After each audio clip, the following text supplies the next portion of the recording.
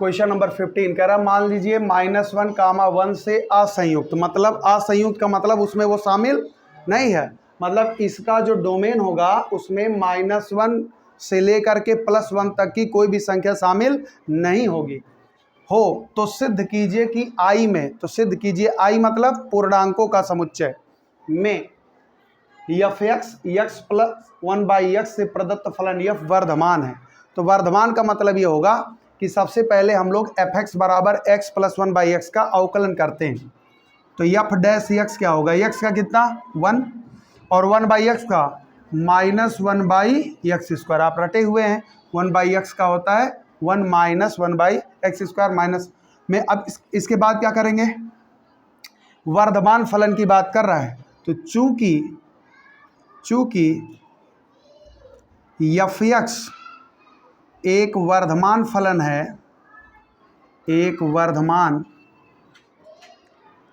फलन है, इसलिए क्या होगा, f' is greater than equal to कितना, ग्रेटर देन इक्वल टू कितना बाबू 0।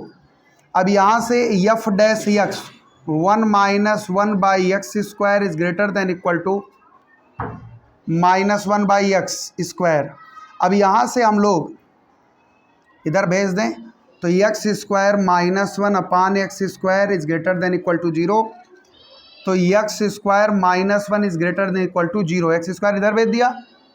अब यहाँ से अगर आप देखें तो ये हो जाएगा x+1 x -1, ऐसे भी कर सकते हैं, और आप चाहें तो 1 उधर भेज दीजिए। तो इसका मतलब है कि x² जो है वो आपका 1 के बराबर है। अब यहाँ चूंकि असंयुक्त की बात कर रहा है तो इसलिए इक्वल टू को गायब कर देंगे। अब जरा समझो, x² का मान 1 से बड़ा होना चाहिए।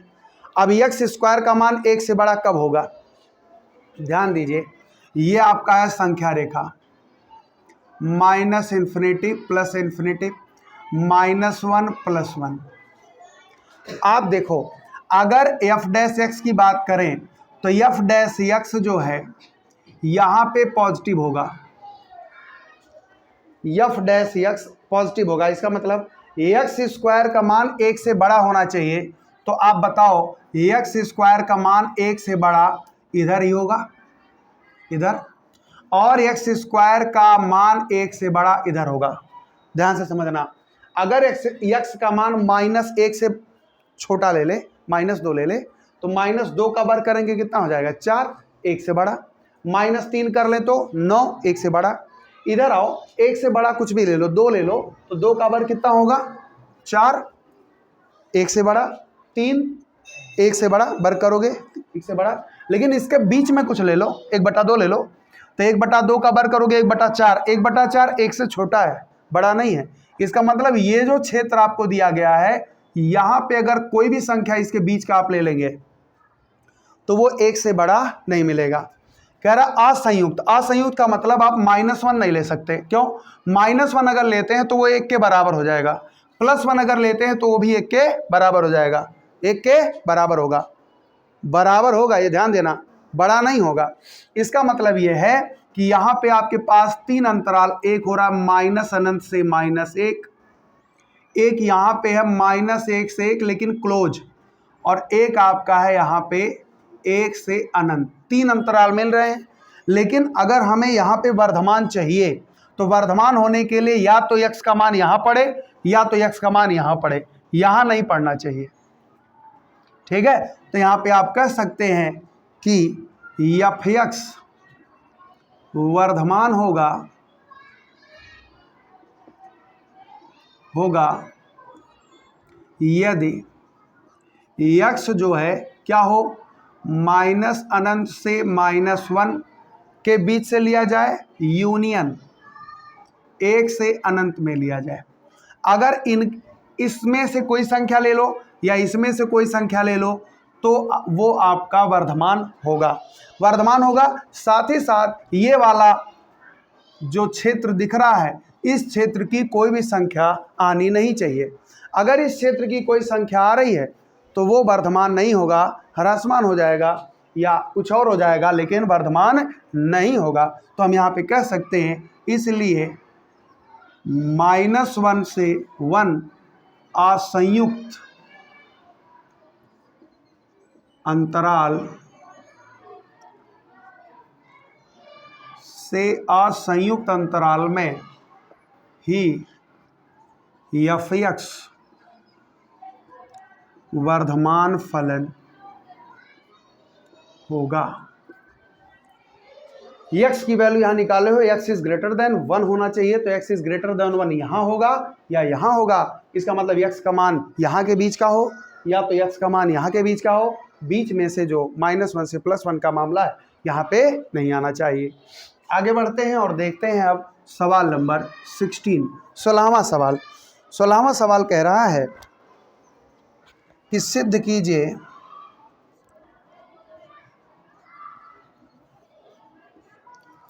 कीजिए कि f(x) बराबर में log sin x 0, π/2 में वर्धमान और π/2, π में ह्रासमान है। चलिए चेक करते हैं, बहुत ही सिंपल क्वेश्चन है। सबसे पहले f(x) को लिखेंगे log sin x, अवकलन कर दीजिए। अवकलन करेंगे कितना आएगा, log sin, log का क्या होगा 1/sin, sin का क्या होगा cos x। तो यहाँ से f' की वैल्यू कितनी आ गई, बोलो, cos बटा sin कितना है, cot x कितना हो जाएगा, cot x होगा, cot x, cos बटा sin cot x होगा। अब cot x कहाँ पे पॉजिटिव कहाँ पे निगेटिव, तो ध्यान देंगे एक अंतराल दिया है 0, π/2। ध्यान देंगे चूंकि 0, π/2 में cot x, बताओ 0 से 90 के बीच में, ये देखो आप 0, 90, 180, 270, 0 से 90 के बीच में कॉट पॉजिटिव होता है कि निगेटिव होता है, प्रथम चतुर्थांश में ऑल पॉजिटिव, तो सब पॉजिटिव होगा। इसका मतलब greater than 0 cot x, cot x का मतलब f' इज ग्रेटर देन 0। इसका मतलब यह है कि 0, π/2 में f(x) क्या होगा, वर्धमान होगा। फिर देखिए दूसरा वाला अंतराल इसमें दिया π/2 से π, तो π/2 से π cot x। देखो दूसरे वाले चतुर्थांश में यहाँ तो कॉट पॉजिटिव होगा, यहाँ बताओ द्वितीय चतुर्थांश में साइन और कोसेक पॉजिटिव होता है, कॉट नहीं, तो कॉट यहाँ पे क्या हो जाएगा, निगेटिव हो जाएगा। निगेटिव का मतलब लेस देन 0 का मतलब कॉट x को हम क्या कह सकते हैं, f' इज लेस देन 0।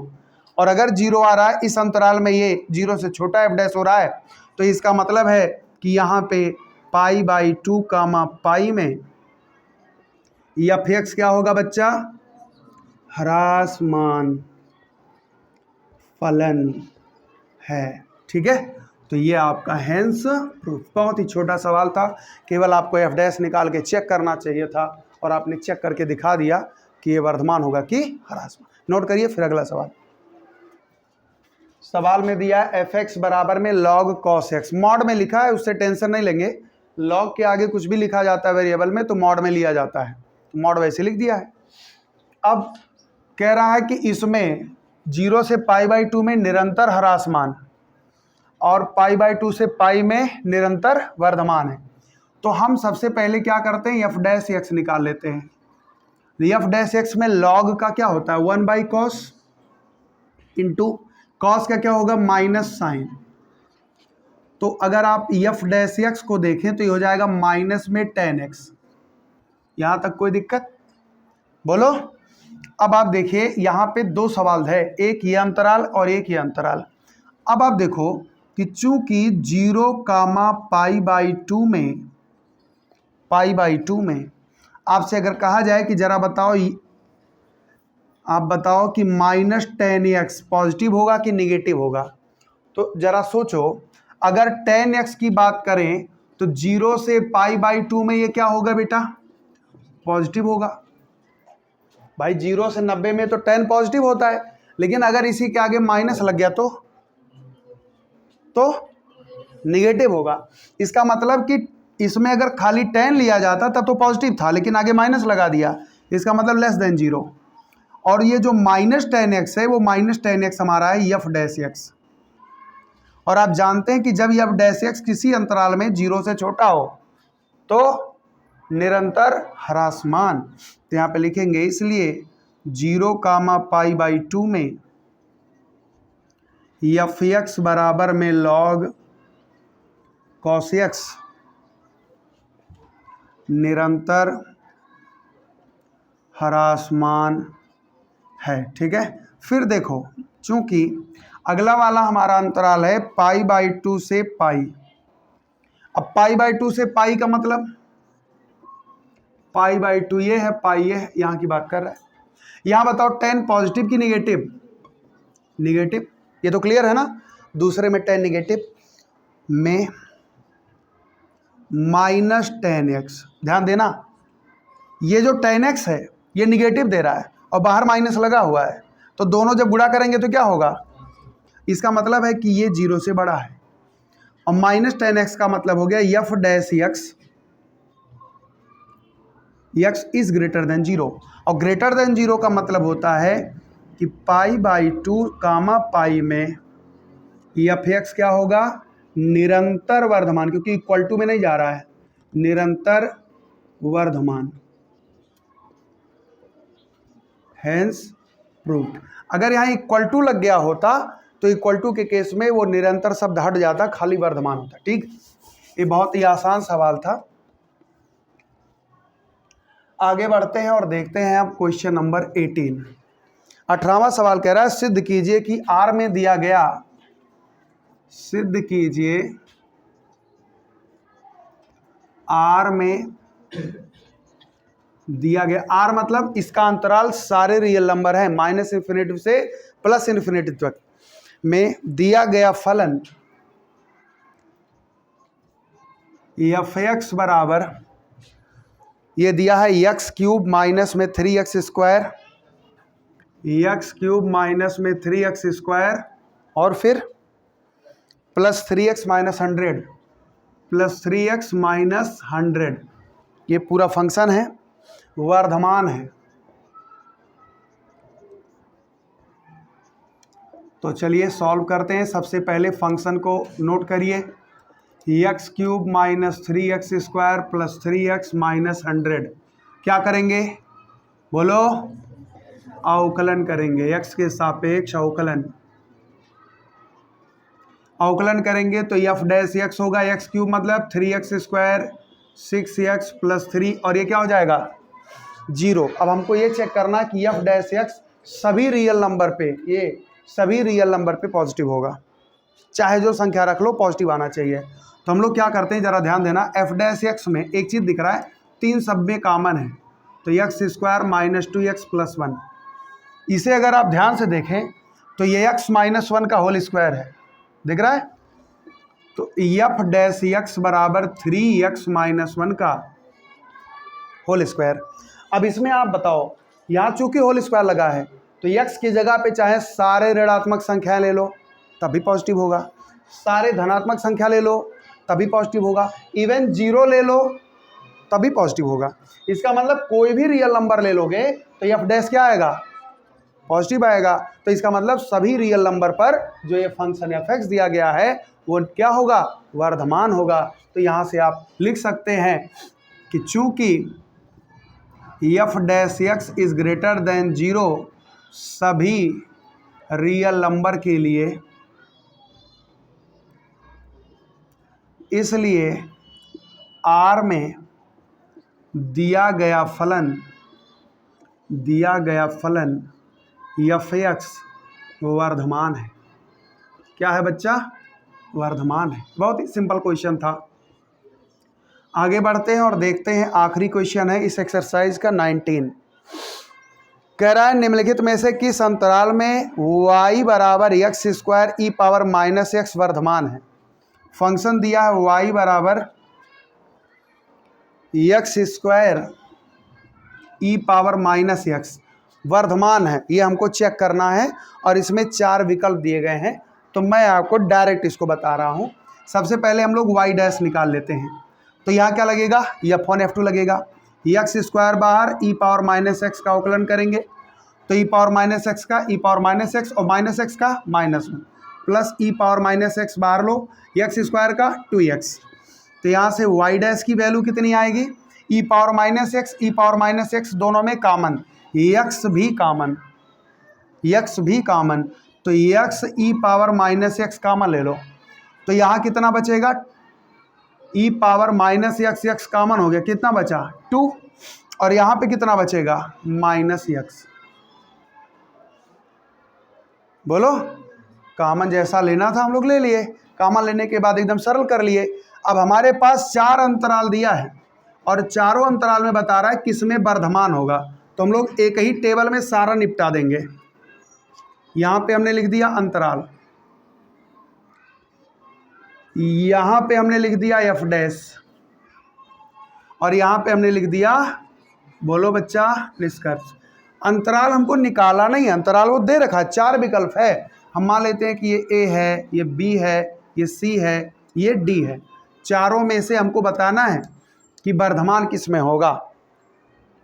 तो एक तो है माइनस इन्फिनिटी से प्लस इन्फिनिटी, एक अंतराल तो ये है। दूसरा अंतराल है -2, 0। तीसरा अंतराल है 2, अनंत और चौथा अंतराल है 0, 2। हमको चेक करना है कि किसमें एफ डैश पॉजिटिव होगा।